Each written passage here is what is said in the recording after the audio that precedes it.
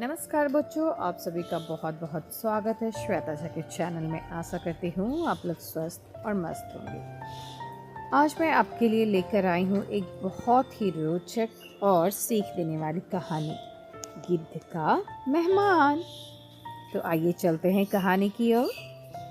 बहुत समय पहले गंगा नदी के किनारे एक बड़ा सा पुराना पेड़ था। उस पेड़ के खोखले तने में एक गिद्ध रहता था। वह बहुत बूढ़ा और अंधा था, इसलिए वह कभी अपने घोंसले से बाहर नहीं निकलता था। उस पेड़ में और भी कई पक्षी रहते थे।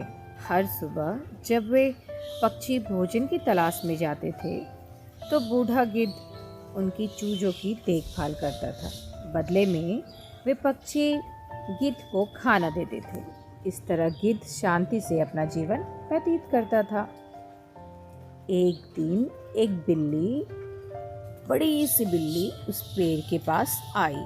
उसने देखा कि जब पक्षी भोजन के लिए बाहर जाते हैं तो उनके चूजे घोंसले में आकर अकेले रहते हैं।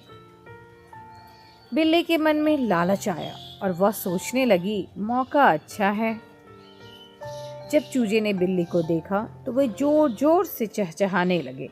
बूढ़े गिद्ध ने आवाजें सुनी और चिल्लाकर पूछा, कौन है वहां? कौन है वहां? आवाज दो, कौन है वहां? बिल्ली थोड़ी डर गई, फिर बोली, मैं हूं आपकी मेहमान। कौन मेहमान? मुझे आपसे कुछ सीखना है। मैं आपसे कुछ सीखने आई हूं। गिद्ध ने कहा, तुरंत यहाँ से चली जाओ, वरना मैं तुम्हें मार डालूंगा। बिल्ली ने विनम्रता से कहा, कृपया मेरी बात सुने।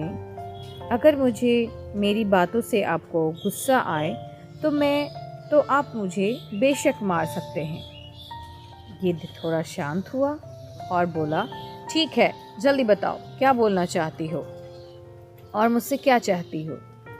बिल्ली बोली, मैं हर दिन गंगा में स्नान करती हूँ और भगवान की पूजा करती हूँ।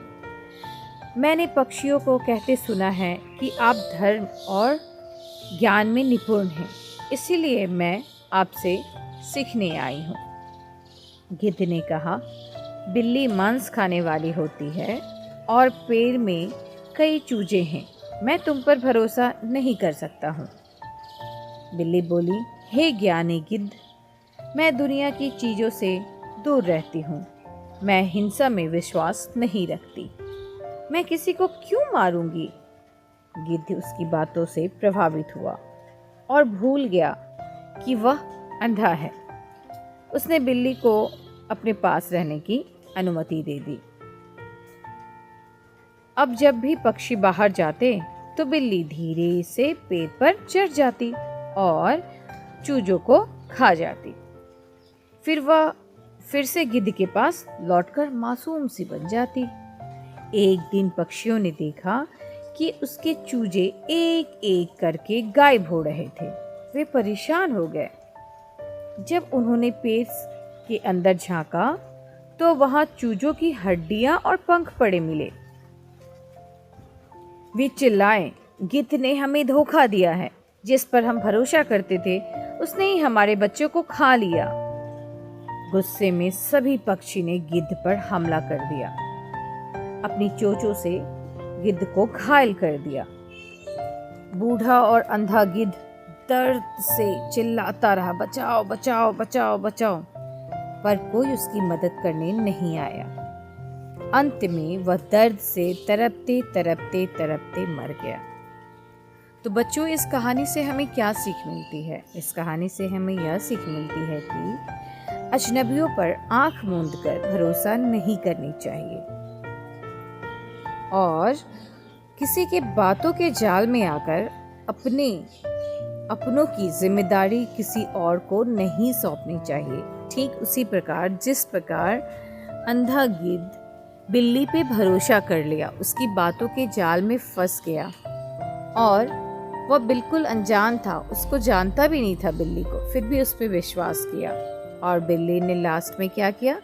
बिल्ली अंत में उस गिद्ध के भरोसे को तोड़ दी और चिड़िए के बच्चे को एक एक करके खा ली।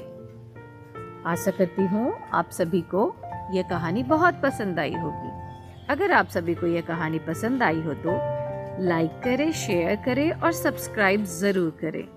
अगली बार फिर मिलेंगे एक नई सीख और नई कहानी के साथ। धन्यवाद। अपना ख्याल रखें। Bye bye.